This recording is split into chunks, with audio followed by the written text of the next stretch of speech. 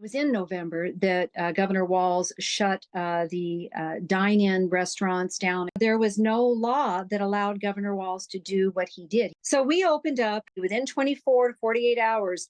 The state came down on us with a vengeance. I was given sentenced to 90 days, which was the max sentencing. At the tone, please leave the following information: your name, your callback number, how the stay-at-home order is being violated, and where the stay-at-home order was violated. Thank you.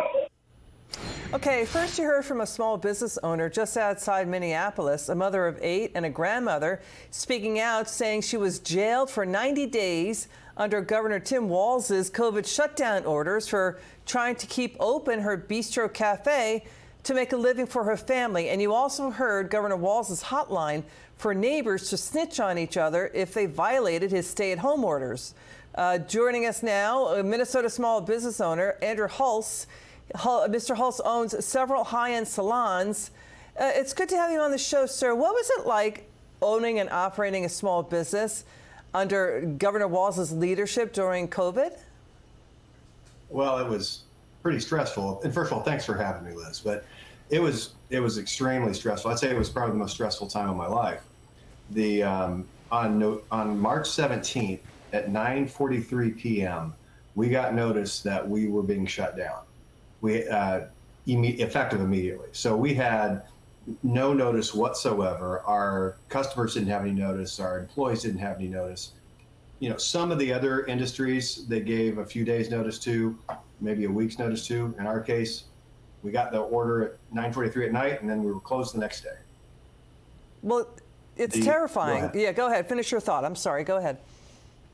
And I was just going to say, and so you go from, you know, as he had talked about some of these shutdowns, his whole plan was, well, just, you know, put your people on unemployment, which, you know, would work for some employees. But as a small business owner, for example, I didn't qualify for unemployment.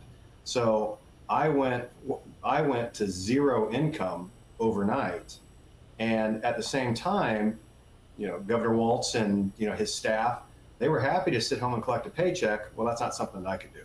Yeah, that's an important point you just made. It's really it shows how catastrophically wrong governors like Tim Walz and politicians and officials were wrong to just go ahead and shut down mom and pop shops while they kept the big box stores open and strip bars and more. We've got more. Let's get your reaction to fellow small business owners talking about this government overreach. This is what Tim Walz is saying, that socialism is neighborly. You're going to hear also video of the Minneapolis police sergeant who says Tim Walz abandoned the 3rd precinct in Minneapolis, letting it and neighborhoods burn to the ground during the 2020 riots. Also, small businesses burned to the ground. Listen to all of this. Watch. I heard the governor say, give it up. It wasn't directly to me, it was through a phone call. How the governor says, give up the precinct. I mean, that's demoralizing for this whole state. If he gets to become the vice president, he needs to learn how to love the people here, and especially Minnesota, because of the destruction that happened during his watch.